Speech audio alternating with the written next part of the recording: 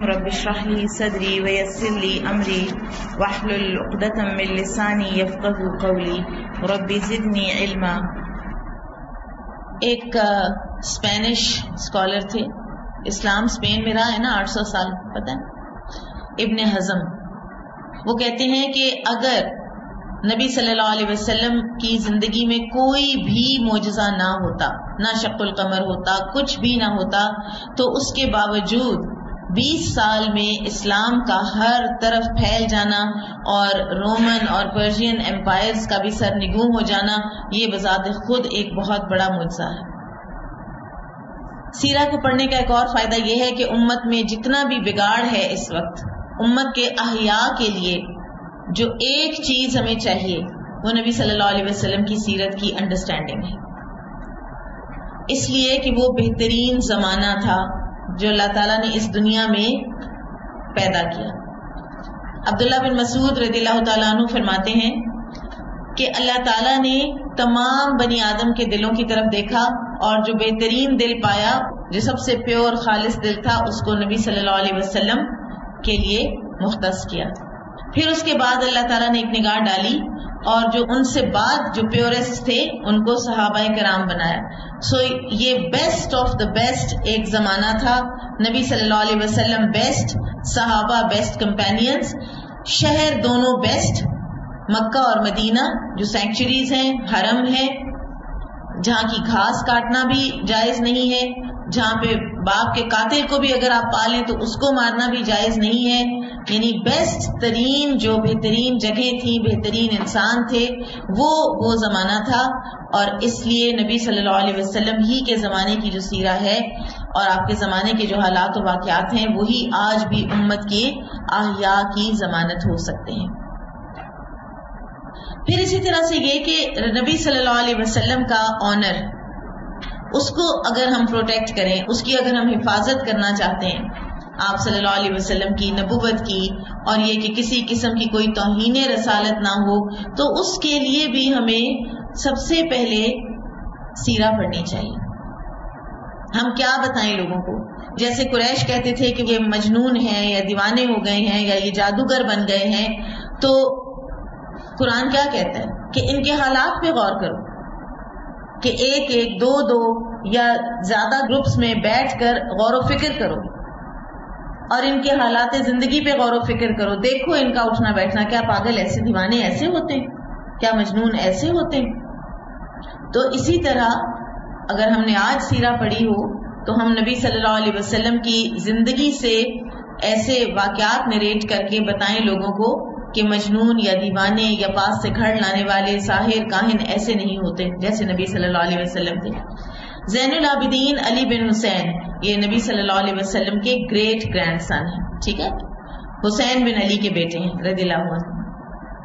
وہ کہتے ہیں کہ ہم اپنے بچوں کو سیرہ اسی طرح پڑھاتے تھے جس طرح ہم قرآن پڑھاتے تھے، جتنی تاکید کے ساتھ ہم بچوں کو قرآن پڑھاتے تھے اتنی ہی تاکید کے ساتھ ہم سیرہ بھی پڑھاتے تھے۔ حلیمہ کے گھر میں برکات کی بارش۔ آپ کو یاد ہوگا کہ جب حلیمہ سعدیہ مکہ تشریف لے گئی ہیں تو پورا ہفتہ یہ لوگ وہاں رہی ہیں، تمام جو خواتین تھیں ان کو کوئی نہ کوئی بچہ مل گیا، اور وہاں پر پہلے ہی بتا دیا جاتا تھا کہ اچھا یہ جو بچہ ہے اس کا باپ یہ کرتا ہے، اور سب کو ہوتا تھا کہ اچھا جو ہمیں زیادہ معاوضہ دے گا ہم اس کے پاس جائیں۔ جب ان کو یہ پتا چلتا کہ ہاں اس فلاں گھر میں ایک بچہ ہے جو کہ یتیم ہے، تو حلیمہ سعدیہ اور باقی جو خواتین ہیں وہ اس گھر کو وزٹ ہی نہیں کیا، آمنہ کے پاس گئی ہی نہیں کہ اب یتیم بچہ کیا لینا، اس کا باپ تو ہے نہیں، وہ کیا دے گا ہمیں۔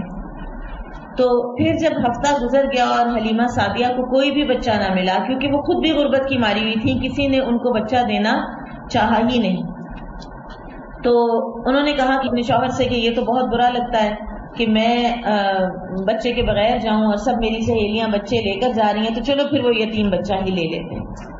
تو اس طرح انہوں نے رسول اللہ صلی اللہ علیہ وسلم کو لیا، اور جو ہی انہوں نے رسول اللہ صلی اللہ علیہ وسلم کو لیا، انہوں نے وہ بلیسنگز، وہ برکات دیکھنی شروع کر دی جو نبی صلی اللہ علیہ وسلم کے ساتھ آئیں۔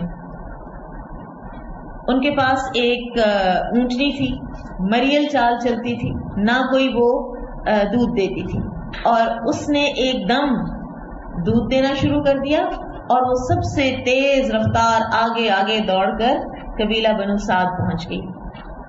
رسول اللہ صلی اللہ علیہ وسلم نہ روتے تھے نہ بے قرار ہوتے تھے، نیو بورن بیبی تھے، لیکن تنگ نہیں کیا.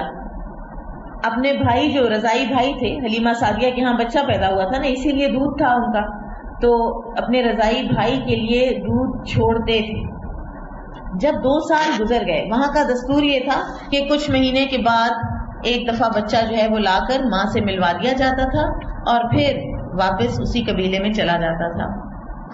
تو جب 2 سال گزر گئے تو یہ کانٹریکٹ تو 2 سال کا ہی ہوا کرتا تھا. تو حلیمہ سعدیہ نبی صلی اللہ علیہ وسلم کی جو برکات دیکھتی تھیں، ان کو دیکھ کر ان کا دل چاہا کہ میں یہ بچہ کچھ عرصہ اور رکھ لوں. تو وہ آئیں اور آمنہ سے انہوں نے اجازت لی.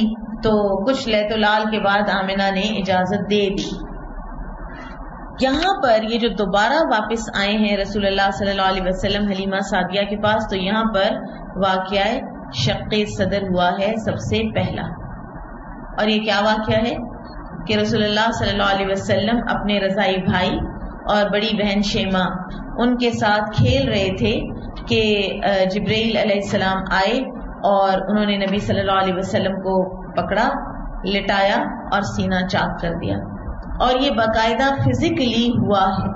اور یہ بچے جو ہیں دوسرے یہ بھاگے اور حلیمہ سعدیہ کے پاس آئے اور کہا کہ محمد صلی اللہ علیہ وسلم کو تو قتل کر دیا گیا ہے، محمد صلی اللہ علیہ وسلم کو قتل کر دیا گیا ہے. اور حلیمہ سعدیہ جب تشریف لے گئیں رسول اللہ صلی اللہ علیہ وسلم کے پاس، تو آپ صلی اللہ علیہ وسلم اٹھ کے بیٹھے ہوئے تھے، رنگ پیلا زرد ہوا تھا، ڈرے ہوئے تھے، لیکن پورے سکینت کے ساتھ گریسفلی، کوئی چیخ پکار نہیں، کوئی رونا دھونا نہیں، کچھ نہیں. اور اس سے بھی آپ صلی اللہ علیہ وسلم کا ایک جو پرسنالٹی کا ایک پہلو ہے وہ نظر آتا ہے کہ شروع سے ہی آپ صلی اللہ علیہ وسلم ایک انتہائی متحمل مزاج انسان تھے. اور ہوا کیا تھا؟ ہوا یہ تھا کہ جبرائیل علیہ السلام جب تشریف لائے تو انہوں نے سینہ چاک کیا، دل نکالا، دل نکال کے اس میں سے ایک کالا لوتھڑا وہ نکال دیا اور زمزم کے پانی سے نبی صلی اللہ علیہ وسلم کے دل کو دھویا، واپس رکھا اور سی دیا. انس بن مالک رضی اللہ عنہ کہتے ہیں، اب انس بن مالک کب آئے ہیں نبی صلی اللہ علیہ وسلم کی زندگی میں؟ آپ صلی اللہ علیہ وسلم تک کتنے سال کے تھے؟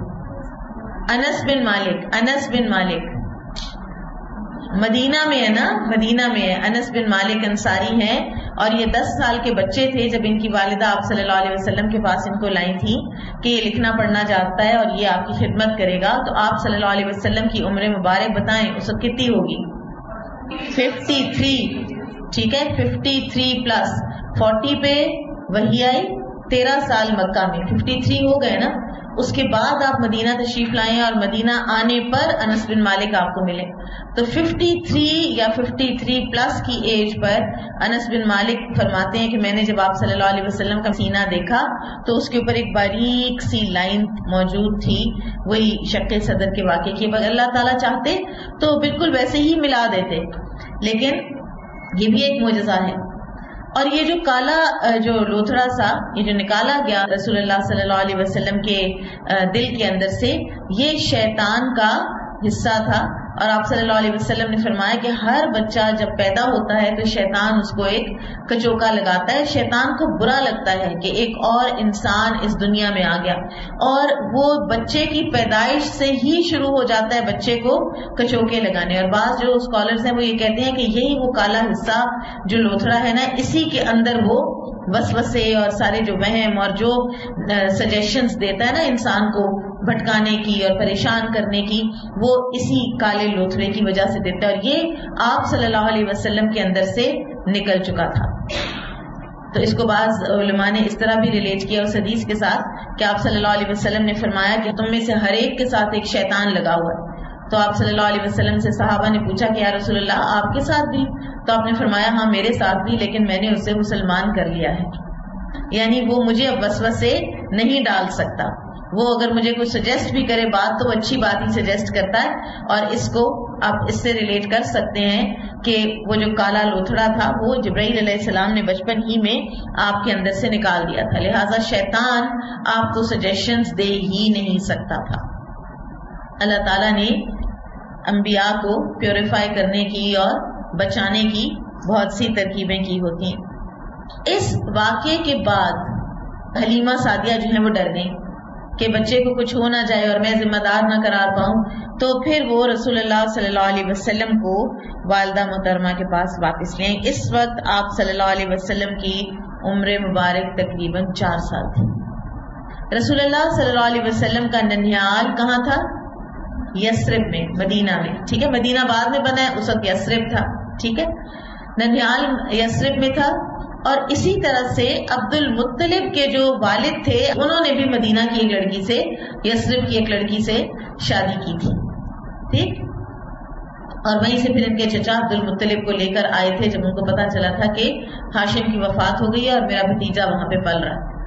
تو لہٰذا آپ صلی اللہ علیہ وسلم کا ایک تعلق اگر دنیا میں مکہ کے علاوہ کسی اور شہر سے قبل از نبوت تھا یا کوئی ٹریولنگ آپ نے کی ہے کسی اور شہر کی طرف تو وہ یہی شہر تھا، یثرب ہی تھا۔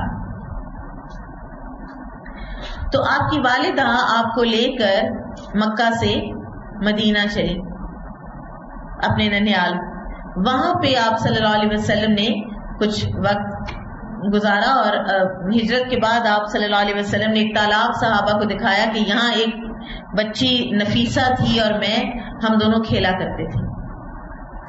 تو جب حضرت آمنہ آپ کو لے کر یثرب آئیں اور وہاں سے واپس چلی، اور حضرت آمنہ کے ساتھ کون کون تھا؟ آپ صلی اللہ علیہ وسلم تھے اور ام ایمن برکہ، اور ان کی عمر کیا تھی اس وقت؟ یہ بہت انٹرسٹنگ ایک بات ہے کہ ام ایمن کی عمر کتنی تھی اس وقت؟ کہتے ہیں یہ 6 سال کی تھی، ٹھیک ہے۔ اب ان کی بھی میچورٹی اور جو ان کے اوپر ذمہ داری آئی ہے اس کا بھی اندازہ کیجیے۔ اللہ کے رسول صلی اللہ علیہ وسلم کے ارد گرد اللہ تعالیٰ نے جتنے بھی لوگ رکھے ہیں وہ انتہائی ایکسٹراڈنری اور انتہائی اسپیشل لوگ رکھے ہیں ڈے 1 سے، اور وہ حالات بھی انتہائی ایکسٹراڈنری دیے ہیں۔ یتیم کر دیا، کیونکہ یتیم بچہ بے فکری کی زندگی نہیں گزارتا، وہ ایک خاص غم سے بالکل ابتدا ہی سے آشنا ہو جاتا ہے۔ گو کے دادا تھے، چچا تھے، بہت پیار کرنے والے بھی تھے، محبت کرنے والے تھے، لیکن اس کے باوجود باپ کا نہ ہونا، آپ دیکھیں باپ کا نہ ہونا ہی سبب بنا کہ اور کوئی بھی نہیں لے رہا تھا، اور اللہ تعالیٰ نے حلیمہ سعدیہ کے ہاں دینا تھا نبی صلی اللہ علیہ وسلم کو۔ تو وہ آپ کو جب مدینہ لے گئیں ام ایمن کے ساتھ، وہاں سے واپسی پر ابوا کے مقام پر حضرت آمنہ بیمار پڑی اور ان کا انتقال ہو گیا۔ اب یہ دوسری دفعہ ایک ہستی جو ہے وہ نبی صلی اللہ علیہ وسلم کی دنیا سے جا رہی ہے۔ والد چلے گئے جب وہ ابھی اپنی ماں کے پیٹ میں تھے، اور والدہ چلی گئیں جبکہ اب وہ 6 سال کے ہیں۔ کہا جاتا ہے کہ ام ایمن نے دفن کیا آمنہ، 6 سال کی بچی۔ ہمارے ہاں ہم بچوں کو بہت زیادہ پیمپر کرتے ہیں، ہم انہیں بڑا ہونے ہی نہیں دیتے، ہم ان کے اندر کوئی سینس آف رسپانسبلٹی آنے ہی نہیں دیتے۔ اور ام ایمن ہی وہ 6 سال کی بچی پھر وہاں سے رسول اللہ صلی اللہ علیہ وسلم کو لے کر مدینہ پہنچی۔ وہاں تو کوئی اس وقت ٹیلی فونز اور کوئی ایسے ذرائع نہیں تھے نا کہ کوئی بتا سکے کہ وہاں پہ یہ ہو گیا اور کوئی جائے اور جا کے لے آئے۔ تو اللہ تعالیٰ نے جتنی سہولتیں ہمیں دے رکھی ہیں وہ تو ان امیجنیبل تھیں ان زمانوں کے اندر۔ تو رسول اللہ صلی اللہ علیہ وسلم کو پھر عبد المطلب نے اپنے سایہ عاطفت میں لیا۔ عبد المطلب جو تھے یہ سردار تھے، اب اس وقت تقریباً یہ 80 سال کے ہو چکے تھے اور نابینا بھی ہو چکے تھے، اور ان کا ایک پلیٹ فارم سا لگا کرتا تھا کعبہ کے پاس، اور جب تھوڑا سا سورج ڈھلتا تھا تو اس جگہ پہ سایہ آ جاتا تھا۔ تو یہ اسی طرح سے تھا جیسے کوئی تھرون ہوتا ہے نا، تخت ہوتا ہے کسی بادشاہ کا، تو اس کے اوپر بیٹھ کے اور باقی سارے قریش کے جو لوگ تھے ان کے ساتھ کوئی بات چیت کرنا، کوئی اپنے مسائل کا کوئی حل نکالنا، اس طرح سے وہ ایک جگہ بنی ہوئی تھی ان کے لیے۔ اور اس کے اوپر عبد المطلب کے اپنے بیٹوں تک کو بھی بیٹھنے کی اجازت نہیں تھی سوائے رسول اللہ صلی اللہ علیہ وسلم کے۔ اور 8 سال کے تھے تو عبد المطلب بھی انتقال کر گئے. 3rd time orphan. عبد المطلب کی 5 بیویاں تھیں اور ایک بیوی سے 2 بیٹے تھے، عبداللہ اور ابو طالب. ابو طالب جو ہیں وہ نبی صلی اللہ علیہ وسلم کے سگے چچا ہیں. تو عبد المطلب نبی صلی اللہ علیہ وسلم کو ان کے حوالے کر کے گئے. ابو طالب نے نبی صلی اللہ علیہ وسلم کا بہت اچھا خیال رکھا. ایک مرتبہ آپ کے چچا عباس رضی اللہ عنہ نے پوچھا کہ یا رسول اللہ صلی اللہ علیہ وسلم، ابو طالب آپ کے اتنا کام آئے جب مکہ میں آپ تھے، کفار آپ کے دشمن تھے، آپ کی جان کے بھی دشمن تھے، آپ ان کے کس کام آئیں گے؟ کلمہ تو انہوں نے پڑھا نہیں، مسلمان تو ہوئے نہیں. تو آپ صلی اللہ علیہ وسلم نے فرمایا میری وجہ سے ان کو جہنم کا سب سے ہلکا عذاب دیا جائے گا. اور سب سے ہلکا کیا ہے؟ آگ کی 2 چپلیں پہنا دی جائیں گی جس سے دماغ کا جو بھیجا ہے وہ کھولے گا. آگے ملک شام کا سفر اور بحیرہ راہب سے ملاقات. یہ جو واقعہ ہے اس واقعے میں بہت کلام کیا گیا ہے کہ کیا یہ واقعہ درست ہے بھی یا نہیں. بہرحال اگر یہ واقعہ درست ہے، یہ سنن ترمذی میں موجود ہے، لیکن بہت سے جو حدیث کے ائمہ ہیں وہ اس کو بہت سی وجوہات کی بنا پر درست نہیں مانتے. وہ کہتے ہیں کہ یہی ایک واقعہ ہے جس کی وجہ سے جو جیوز اور کرسچنز ہیں نا، انہوں نے نبی صلی اللہ علیہ وسلم کے اوپر یہ الزام لگایا کہ وہ جو بحیرہ سے ملاقات ہوئی تھی نا، اس کے بحیرہ نے اس وقت کچھ باتیں بتا دی تھی. تو وہ جب یہ 30-40 سال کے ہوئے ہیں تو اس وقت انہوں نے ان کی کہانیاں گھڑی ہیں نعوذ باللہ، اور پھر وہ لوگوں کو سنانی شروع کر دی. تو اس میں کچھ ایسی چیزیں ہیں کہ جس سے یہ حدیث درست ثابت نہیں ہوتی سنن ترمذی کی، لیکن بہرحال سیرت کی کتابوں میں یہ واقعہ لکھا ہوا ہے کہ بحیرہ راہب جو ہے اس نے پہچان لیا تھا. اگر کوئی اس واقعے کے اندر حقیقت ہے بھی تو پھر یہ ناممکنات میں سے نہیں ہے، اس لیے کہ آپ صلی اللہ علیہ وسلم کے بارے میں اللہ تعالیٰ قرآن میں فرماتے ہیں یعرفونہ کما یعرفون ابناءہم، کہ یہ ایسے پہچانتے ہیں نبی صلی اللہ علیہ وسلم کو، یہ جیوز اور کرسچنز، جیسے یہ اپنے بیٹوں کو پہچانتے ہیں. اور اگر ہم بحیرہ راہب والا واقعہ صحیح نہ بھی مانے تو سلمان فارسی کا واقعہ تو موجود ہے. وہ جو راہب ہوتے تھے ایک کے پاس جاتے، پھر وہ مرنے لگتا، وہ دوسرے کے پاس بھیج دیتا، وہ تیسرے کے پاس بھیج دیتا، اور وہ مرتے وقت کیا کہتے تھے کہ اب اس دین کے اوپر فلاں راہب کے سوا اور کوئی قائم نہیں رہے گا، ٹرو کرسچینٹی کے اوپر. ٹھیک ہے، ٹرو کرسچینٹی ختم ہو رہی تھی. اور کون سی کرسچینٹی رائج تھی دنیا میں؟ وہ جو سینٹ پال لے کر آیا تھا جس میں عقیدہ تثلیث ہے کہ عیسیٰ علیہ السلام اللہ کے بیٹے ہیں. تو یہ جو راہب جن کے پاس تھے سلمان فارسی، وہ راہب وہ تھے کہ جو ٹرو کرسچینٹی پر قائم تھے. اور انہوں نے پھر لاسٹ والے نے سلمان فارسی سے کہا کہ اب تم یثرب چلے جاؤ، اب وہ وقت آ پہنچا ہے کہ جب اس نبی کا ظہور ہونا ہے جس کا ہماری کتابوں میں لکھا ہوا ہے. میں تمہیں اس کی 3 نشانیاں بتا دیتا ہوں، اس سے تم اس کو پہچان لینا. پہلی نشانی صدقہ نہیں لے گا، دوسری نشانی ہدیہ لے لے گا، تیسری نشانی مہر نبوت ہوگی. ٹھیک ہے، تو اسی وجہ سے سلمان فارسی نے پہچان لیا نبی صلی اللہ علیہ وسلم کو. پھر آپ صلی اللہ علیہ وسلم کی جو ینگ لائف ہے اس میں سب سے پہلی جاب، سب سے پہلی نوکری وہ آپ نے کیا کی؟ بکریاں چرائیں. صحابہ بہت حیران ہوئے تھے. ایک مرتبہ آپ صلی اللہ علیہ وسلم کہیں سفر پر تھے تو صحابہ بکریاں چرا رہے تھے اور بیریاں تھیں، تو آپ صلی اللہ علیہ وسلم نے فرمایا کہ فلاں درخت کی بیریاں لو اور کالے رنگ کی اتارنا، یہ سب سے اچھی ہوتی ہیں، سب سے میٹھی ہوتی ہیں. تو صحابہ نے عرض کی کہ یا رسول اللہ صلی اللہ علیہ وسلم آپ کو کیسے پتا؟ تو آپ صلی اللہ علیہ وسلم نے فرمایا کہ جب میں بکریاں چرایا کرتا تھا تو اس وقت شیپرڈز کو اس طرح کی باتوں کا پتہ چل جاتا ہے، یعنی وہ جان لیتے تو ود ایکسپیرینس. تو صحابہ بڑے حیران ہوئے کہ یا رسول اللہ صلی اللہ علیہ وسلم کیا آپ نے بھی بکریاں چرائی ہیں؟ تو آپ نے فرمایا کہ ہاں، میں نے اہل مکہ کی بکریاں چند قیرات یعنی چند پینیز، فیو کوئنز کے میں نے ان کی بکریاں چرائی ہیں. تو یہ پہلی جاب تھی جو نبی صلی اللہ علیہ وسلم نے کی. اور اس کے بعد آپ صلی اللہ علیہ وسلم تاجر بنے ہیں. اور کیسے بنے ہیں؟ خدیجہ رضی اللہ تعالیٰ عنہ کا مال آپ صلی اللہ علیہ وسلم سیریا لے کر گئے ہیں، شام لے کر گئے ہیں، اور حضرت خدیجہ کا جو ملازم تھا، غلام تھا، وہ آپ کے ساتھ تھا. اور اس نے جب آپ کی آنیسٹی دیکھی تو اس نے آ کر حضرت خدیجہ سے نبی صلی اللہ علیہ وسلم کا تذکرہ کیا، بہت تعریف کی. تو پھر حضرت خدیجہ نے آپ صلی اللہ علیہ وسلم کو نکاح کا پیغام بھیجا. آپ نے ابو طالب سے مشورہ کیا اور ابو طالب نے یہ بات چلائی اور آپ صلی اللہ علیہ وسلم کا حضرت خدیجہ سے نکاح ہوا. ٹھیک ہے، ایک جاب کے بدلے میں. پھر آپ صلی اللہ علیہ وسلم کے جو قبل از نبوت ہے اس میں کچھ اہم جو واقعات ہوئے ہیں، ان میں ایک تو جنگ فجار ہے. جب آپ صلی اللہ علیہ وسلم کی عمر مبارک 20 سال کی ہوئی تو ذیقعد کے مہینے میں اوقاز کے بازار میں ایک لڑائی پیش آئی، جس میں ایک طرف قریش اور کنانہ کے قبائل تھے اور دوسری طرف قیس اور غیلان کے قبائل. دونوں میں گھمسان کا رن پڑا. فریقین کے کئی آدمی کھیت رہے، لیکن پھر انہوں نے صلح کر لی اور طے کیا کہ دونوں طرف کے مقتولین گنے جائیں.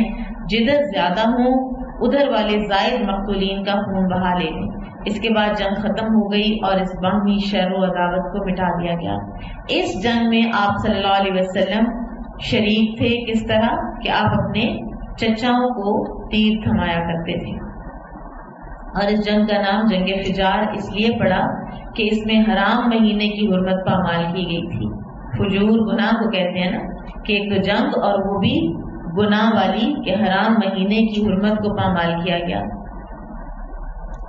اور یہ بھی کہا جاتا ہے کہ فجار نام کے واقعات 4 مرتبہ پیش آئے. ہر سال ایک واقعہ پیش آتا رہا اور یہ جو واقعہ ہے یہ آخری واقعہ تھا. پھر ایک اور جو انسیڈنٹ ہے وہ حلف الفضول کا ہے. حلف الفضول، فضول فضل کی جمع، اور اس کو حلف الفضول اس لیے کہا جاتا ہے کہ بہت سے لوگ جن کا نام فضل تھا وہ اس معاہدے میں شامل تھے. اور جن قبائل نے یہ معاہدہ کیا تھا وہ تھے بنو ہاشم، بنو المطلب، بنو اسد، بنو زہرہ اور بنو تیم. اور اس کی وجہ یہ ہوئی تھی کہ یمن کا ایک آدمی سامان تجارت لے کر آیا. مکہ میں ایک شخص عاص بن وائل نے اس سے سامان خریدا لیکن قیمت ادا نہیں کی. تو وہ جو شخص تھا اس نے قریش کے قبائل مختلف جو تھے، بنو عبدالدار، بنو مخزوم وغیرہ، بنو ودی وغیرہ، ان سے فریاد کی لیکن ان قبائل نے کوئی توجہ نہ کی. تو اس شخص نے ایک پہاڑی پر چڑھ کر چند اشعار پڑھے اور اپنی مظلومیت کا نقشہ کھینچا، اور اس سے ظاہر ہے کہ عرب اور قریش بدنام بھی ہوتے تھے. اس پر زبیر بن عبد المطلب، یہ کون ہوئے؟ نبی صلی اللہ علیہ وسلم کے چچا. ٹھیک ہے، انہوں نے کچھ دوڑ دھوپ کی اور پھر یہ کچھ قبائل جن کا اوپر نام لیا گیا ہے وہ اکٹھے ہوئے ایک شخص عبداللہ بن جدعان کے گھر میں. عبداللہ بن جدعان کون تھا؟ یہ بہت ہی مخیر اور بہت ہی لوگوں کی مدد کا جذبہ رکھنے والا ایک انسان تھا. بہت بڑا سوشل ورکر تھا. جب اہل مکہ لڑکیوں کو دفنایا کرتے تھے زندہ تو اس وقت یہ جا کے لڑکیوں کو لے لیا کرتا تھا اور کہتا تھا کہ مجھے دے دو، میں پال لیتا ہوں، بس ان کو دفن مت کرو، ان کو مارو مت. تو اس کے بارے میں آپ صلی اللہ علیہ وسلم سے ایک مرتبہ حضرت عائشہ نے پوچھا تھا کہ یا رسول اللہ صلی اللہ علیہ وسلم کیا اللہ تعالیٰ عبداللہ بن جدعان کو معاف کر دے؟ تو آپ صلی اللہ علیہ وسلم نے فرمایا کہ نہیں، اس نے کبھی اپنے گناہوں کی اللہ سے معافی نہیں مانگی. یہاں سے ہمیں استغفار کی اہمیت پتہ چلتی ہے اور یہ بھی پتہ چلتا ہے کہ انسان کو ہر کام میں بیلنس رکھنا چاہیے. ہمارے یہاں جو یہ ایک سوچ پیدا ہوئی بھی ہے کہ ہم اگر انسانیت کی خدمت کرتے رہیں تو باقی چیزیں جو ہیں، اللہ کو نمازوں کی ضرورت نہیں ہے، اللہ تعالیٰ کو روزے کی ضرورت نہیں ہے. ٹھیک ہے، تو سوشل ورک ضرور کرنا ہے، لیکن وہ کیوں کرنا ہے؟ کیونکہ یہ اللہ کے بندے ہیں اور اللہ کے بندوں کو تکلیف سے نکالنا اللہ کو پسند ہے. سوشل ورک بھی کریں تو اللہ کا حکم سمجھ کے کریں. دین کا نام تبدیل کرنے کی ضرورت نہیں ہے سوشل ورک کرنے کے لیے. آپ کو پتا نا کہ آج جو ایک ڈفرینٹ جو فتنے ہیں، جیسے ایتھیزم کا ہے، گنوسٹسزم کا ہے، اس میں ایک فتنہ یہ ہے کہ ہیومینٹی ہمارا دین ہے. آپ کا دین کیا ہے جی؟ میرا دین ہیومینٹی. مجھے بس صرف انسانوں سے محبت ہے، وہ کوئی بھی.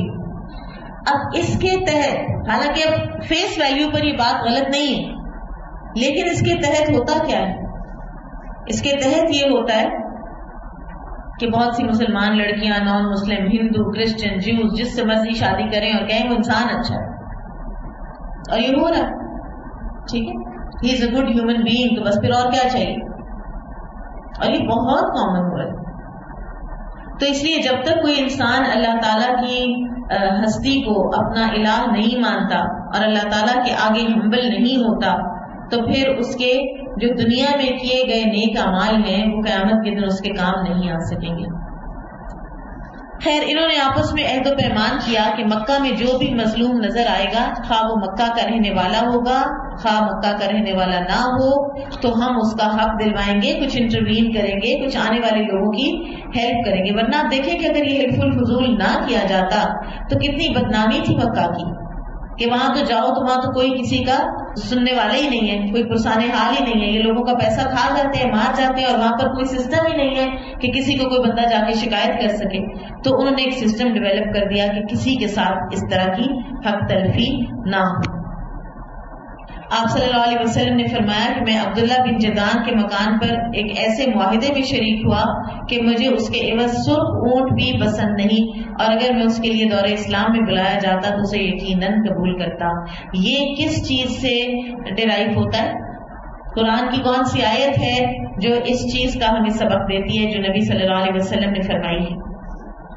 وَتَعَاوَنُوا عَلَى الْبِرِّ وَالتَّقْوَى وَلَا تَعَاوَنُوا عَلَى الْإِثْمِ وَالْعُدْوَانِ، نیکی اور تقویٰ کے کاموں میں ایک دوسرے کے ساتھ تعاون کیا کرو، کوئی بھی لوگ کر رہے ہیں ساتھ شریک ہو جایا کرو، بغیر اپنا عقیدہ خراب کیے۔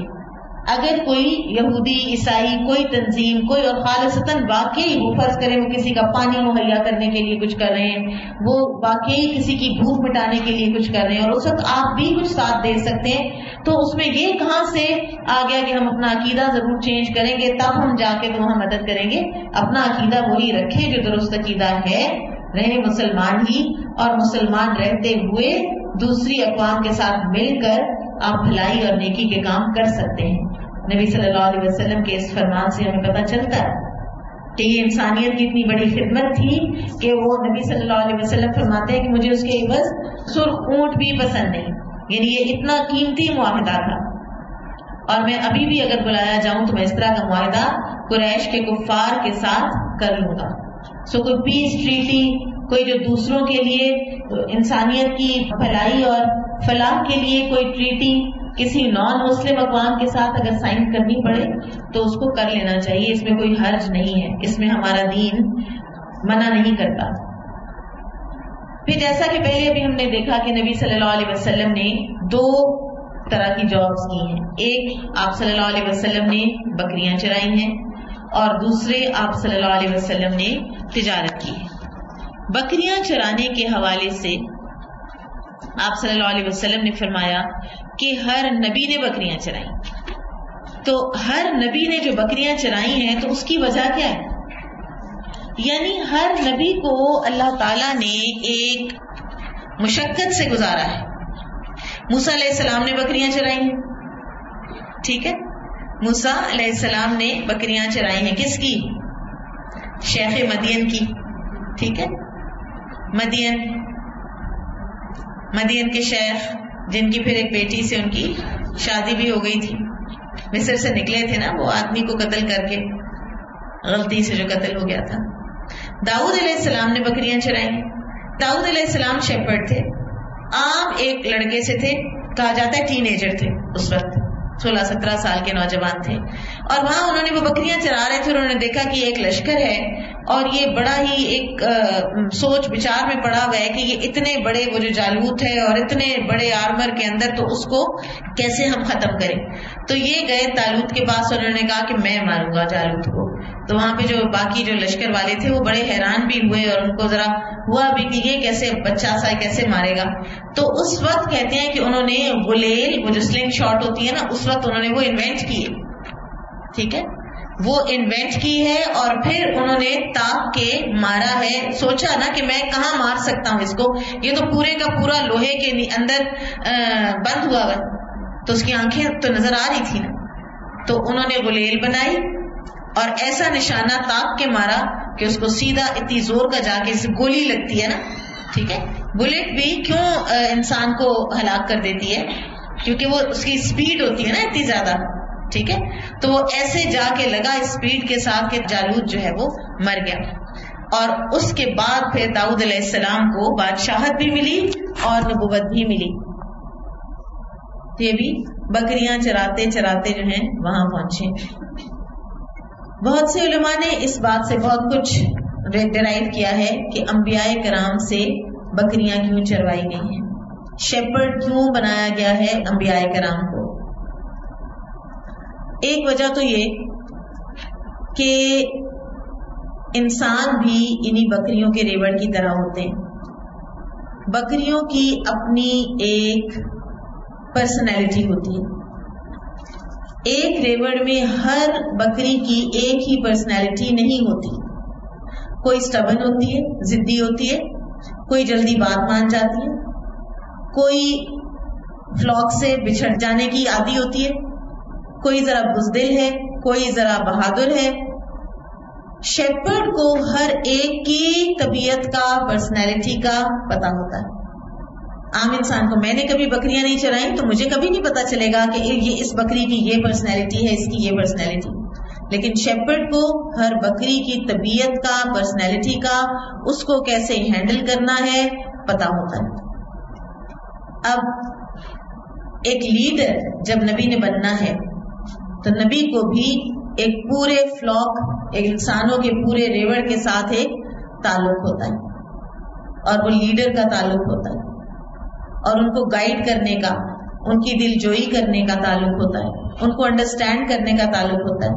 اور آپ دیکھیں کہ نبی صلی اللہ علیہ وسلم کی انڈرسٹینڈنگ اپنے صحابہ کرام ہیں ان کے ساتھ کتنی بڑھی ہوئی تھی کہ ایک صحابی آتے ہیں کہ مجھے کوئی نصیحت کیجئے تو آپ صلی اللہ علیہ وسلم صرف ایک نصیحت کرتے ہیں کہ غصہ نہ کیا کرو، ٹھیک ہے، اور کچھ نہیں، کیونکہ آپ کو پتا ہے کہ اس کو اسی نصیحت کی ضرورت ہے۔ اسی طرح سے شیپرڈ بھی ہوتا ہے، اس بکری کو اس چیز کی ضرورت ہے۔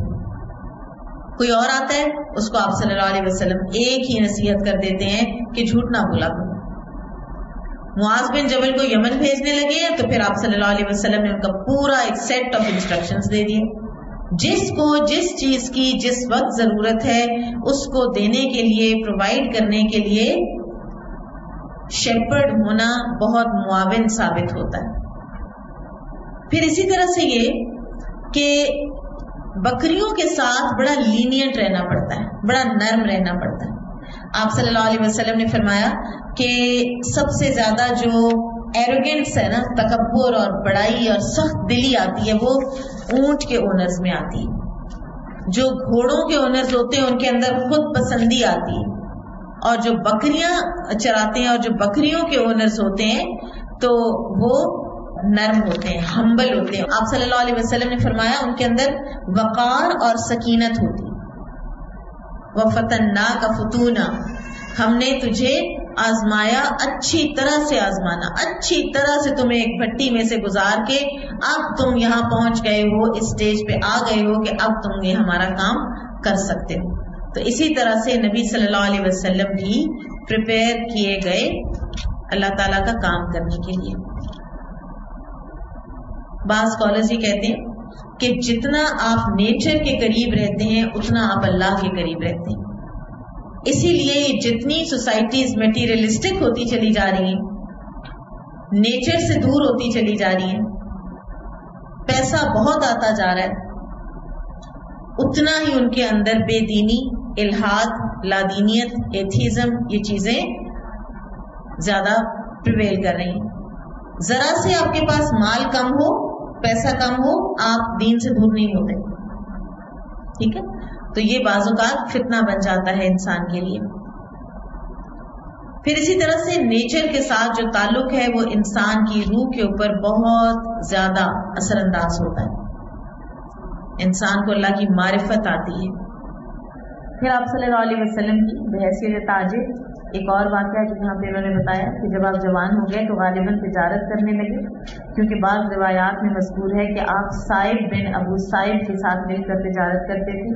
آپ بہترین ساجی تھے، نہ حجت بحث کرتے تھے نہ جھگڑتے تھے. یہ بہت اہم بات ہے، تجارت کے لیے بھی بہت اہم بات ہے. میں نے دیکھا ہے کہ بہت سے لوگ بڑے اچھے بھائی ہوتے ہیں، دوست ہوتے ہیں، بڑے بہترین ہوتے ہیں، آپس میں تجارت کر بیٹھے تو سارے کا سارا اپنا معاملہ اور پچھلی ساری لحاظ ہر چیز ختم کر بیٹھے. میں نے ایک دفعہ کسی کو فرماتے ہوئے سنا، انہوں نے کہا کہ حساب کتاب میں تو اپنی ماں کو بھی چھوڑنا چاہیے. یہ کوئی اتنی اچھی بات نہیں ہوتی.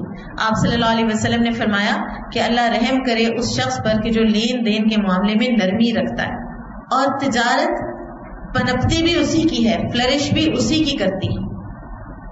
پھر ملک شام کا سفر، حضرت خدیجہ کے مال کی تجارت، حضرت خدیجہ رضی اللہ تعالی عنہا سے شادی. نبی صلی اللہ علیہ وسلم کی حضرت خدیجہ سے اولاد. آپ صلی اللہ علیہ وسلم کی تمام اولاد سوائے ابراہیم رضی اللہ عنہ کے جو ماریہ قبطیہ کے وطن سے تھے، تمام اولاد حضرت خدیجہ ہی کے وطن سے ہوئی ہے. باقی تمام ازواج مطہرات کے ہاں اولاد نہیں ہوئی.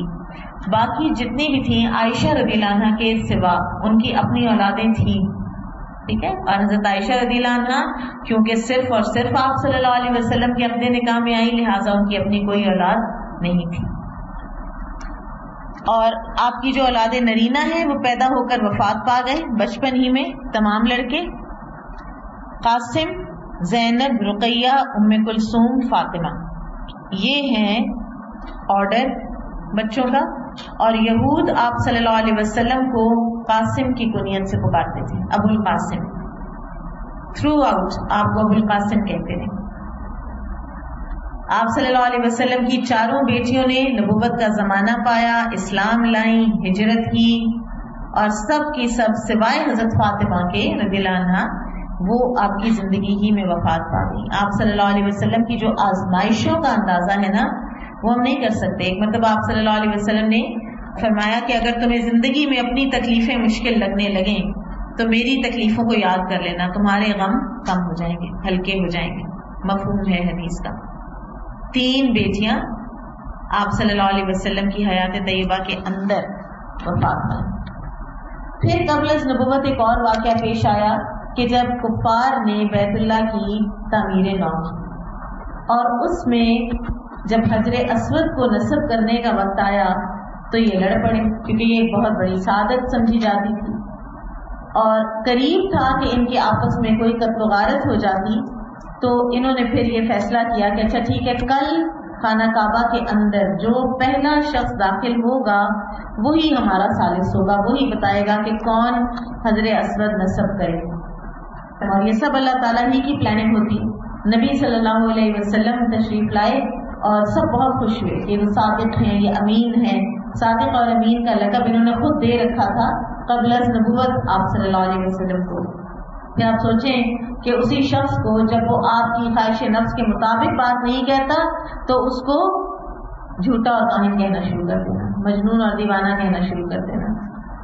بہرحال پھر آپ صلی اللہ علیہ وسلم تشریف لائے تو انہوں نے کہا کہ یہ ہمیں منظور ہے.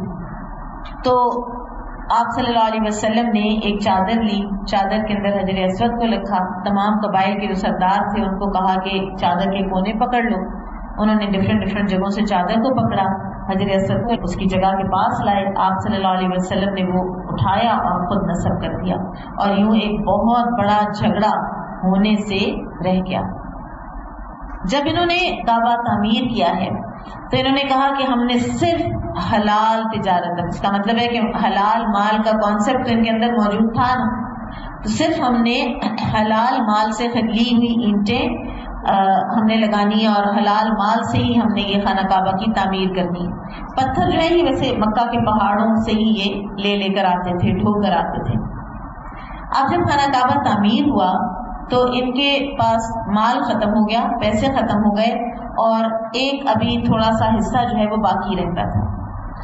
تو اس حصے کو پھر انہوں نے چھوڑ دیا، جو کہ آج تک پھر باہر ہی ہے خانہ کعبہ سے، اس کو حتیم کہتے ہیں. اور یہ اللہ تعالیٰ کی ایک حکمت بھی ہے. آپ دیکھیں کہ کتنے لوگوں نے حج کرنے آنا تھا، millions and millions of people جنہوں نے حج کرنا ہے، رہتی دنیا تک کرتے رہنا ہے انشاءاللہ. تو ہر کسی کو یہ پریکٹیکلی پاسبل نہیں تھا کہ خانہ کعبہ کے اندر لے جایا جائے. تو یہ حتیم جو ہے یہ باہر ہی رہ گیا. اور ایک آسان طریقہ ہے کہ انسان کو ایک خوشی ہوتی ہے کہ جی میں نے خانہ کعبہ کے اندر نماز پڑھی, ٹھیک ہے, کیونکہ وہ خانہ کعبہ کا اپنا حصہ ہے. نبوت سے پہلے آپ صلی اللہ علیہ وسلم کی سیرت. آپ صلی اللہ علیہ وسلم بچپن سے ہی بڑے سلیم العقل, کیا مطلب, بڑی ایک مضبوط ٹھوس میچور عقل کے مالک تھے. کوئی وہ جو بچوں والا بہت زیادہ ایک ہلکا پن ہوتا ہے نا, وہ آپ صلی اللہ علیہ وسلم کے اندر کبھی بھی نہیں تھا. پاک دامن اور بھرپور قوت کے مالک تھے. یہ جو بھرپور قوت ہے نا, اس کے بارے میں بعض جو شارحین ہیں حدیث کے, انہوں نے لکھا ہے کہ جو آپ صلی اللہ علیہ وسلم ہرا پر تشریف لے جاتے تھے, وہ کتنی بڑی بات ہے, ٹھیک ہے. دل کی بھی مضبوطی چاہیے اس کے لیے. رات کے اندھیروں میں وہاں پہ بیٹھے رہنا, کوئی ڈر نہیں لگ رہا. شجاعت قلبیہ اینڈ قوت بدنیہ, قلبی شجاعت اور بدنی قوت دونوں کا اس سے پتہ چلتا ہے کہ اللہ تعالیٰ نے آپ صلی اللہ علیہ وسلم کو دے رکھی تھی. بڑے بہادر تھے, سب سے زیادہ بہادر تھے صحابہ سے, سب سے, حضرت علی, حمزہ, سب سے زیادہ بہادر آپ صلی اللہ علیہ وسلم خود تھے. جوانی اور پختگی کا زمانہ آیا تو آپ کی خوبیاں اور نکھر آئیں. آپ درست سوچ, صحیح نظر, بہترین اخلاق اور عمدہ عادات کا سب سے بلند نمونہ. ابو طالب نے آپ کے بارے میں ایک شعر بھی کہا ہے, ابیض یستسقى الغمام بوجهه ثمال الیتامى عصمة للارامل. وہ گورے مکھڑے والا جس کی برکت سے ابر رحمت برستا ہے, وہ یتیموں کا سہارا اور بیواؤں کا نگہبان ہے. یہ خوبیاں ساری کی ساری آپ صلی اللہ علیہ وسلم کے اندر قبل از نبوت موجود تھی. یا ویسے آپ کو پتا ہوگا کہ حضرت خدیجہ کے پاس جب آپ صلی اللہ علیہ وسلم تشریف لائے تو پہلی وحی کے بعد تو آپ سب خوفزدہ تھے, اور آپ نے فرمایا کہ مجھے اپنی جان کا خوف ہے. تو حضرت خدیجہ کی جو ذہانت ہے اس کا بھی پتہ چلتا ہے کہ انہوں نے کیا جواب دیا کہ آپ جیسے بندے کو اللہ ضائع نہیں کرے گا, آپ جیسے لوگ کام آتے ہیں. اور انہوں نے کیا کہا کہ آپ بیواؤں کی مدد کرتے ہیں, آپ غریبوں کی مدد کرتے ہیں, آپ دوسروں کا بوجھ اٹھا لیتے ہیں, آپ نیکی کے مواقع کی تلاش میں رہتے ہیں, اللہ تعالیٰ آپ کو ہرگز ضائع نہیں کرے گا. تو یہ قبل از نبوت ہی آپ صلی اللہ علیہ وسلم کے جو اخلاق, اقدار, پرسنالٹی, شخصیت, وہ سب کے سامنے موجود تھی. ایک اور بڑی دلچسپ بات جو ہے آپ کے بچپن کی, وہ یہ ہے کہ آپ کی برکتوں کے حوالے سے کہ ایک مرتبہ عبد المطلب کا ایک اونٹ گم گیا, اور آپ صلی اللہ علیہ وسلم کے چچا جو ہیں وہ سارے وہ ڈھونڈ کے تھک گئے اس اونٹ کو, تو اونٹ نہ ملا. آپ صلی اللہ علیہ وسلم کی یہی عمر تھی, ابھی 7 سال ہوگی, کیونکہ 8 سال کی عمر میں تو عبد المطلب کا انتقال ہو گیا تھا. تو چچاؤں نے آپ کو بھیجا کہ آپ ڈھونڈ لائیں, اور اس کی وجہ کیا تھی کہ محمد صلی اللہ علیہ وسلم جو بھی کام کرتے تھے وہ ہو جاتا تھا. آپ صلی اللہ علیہ وسلم کو کبھی ناکامی نہیں ہوتی تھی. تو انہوں نے کہا کہ یہ بڑا برکتوں والا بچہ ہے, یہ لے آئے گا. اور وہ گئے, آپ صلی اللہ علیہ وسلم تشریف لے گئے, پھر بچے تھے, پھر ڈھونڈتے رہے, پھر بڑی دیر سے ملا, اور ادھر عبد المطلب سخت پریشان اور اپنے بیٹوں کو ڈانٹ ڈپٹ کہ بچہ تم نے کیوں بھیج دیا میرا. اور پھر جب وہ واپس تشریف لے آئے تو اونٹ آپ کے ساتھ, آپ اونٹ ڈھونڈ کر لے آئے. آپ سے رحمی کرتے, لوگوں کا بوجھ اپنے سر لے لیتے تھے, تنگ دست کی ایسی مدد فرماتے کہ مالدار ہو جاتا یا روزگار پہ لگ جاتا. سوشل ویلفیئر کا سب سے بڑا اصول یہ ہونا چاہیے, یہ نہیں کہ آپ لوگوں کے مہینے لگا دیں, ان کو ہر مہینے آپ کچھ نہ کچھ دیتے رہیں, اور مانگنے کی عادت اور مانگنے کی ان کی جو حیثیت ہے وہ کبھی ختم ہی نہ ہو. ان کو ایسی ہیلپ کریں ان کی ریہیبلیٹیشن ہو جائے, وہ مانگنے والے نہ رہیں. اللہ نے آپ کی حفاظت و نگہبانی کا خاص انتظام فرمایا تھا, اور قوم کے اندر پھیلی ہوئی خرافات اور برائیوں کے خلاف آپ کے دل میں نفرت ڈال دی تھی. چنانچہ آپ بتوں کی عید پر حاضر ہوتے, نہ شرک کے میلوں میں جاتے تھے. آپ آستانوں یا غیر اللہ کے نام پر ذبح کیا ہوا جانور بھی نہیں کھاتے تھے, اور نہ ہی بتوں کو چھوتے اور نہ ہی ان سے تقرب حاصل کرتے تھے. لات اور عزا کی قسم تو سننا بھی گوارا نہ فرماتے تھے.